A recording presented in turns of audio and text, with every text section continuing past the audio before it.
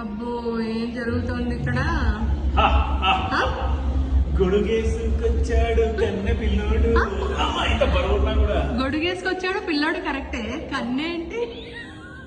మీరు కన్నె పిల్లాడు కాదు, ముసలి పిల్లాడు. ఏమంటివి ముసలోడు నుంచి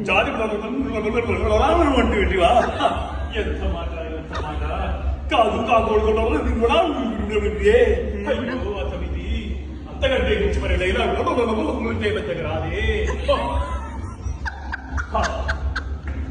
నవ్వుతున్నావా?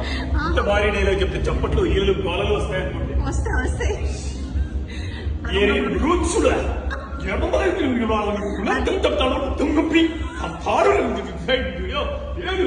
గోడగేసుకుంటానంటే గోడకేసుకొచ్చా. ఈ డైలాగ్ కి తెలిసిపోతే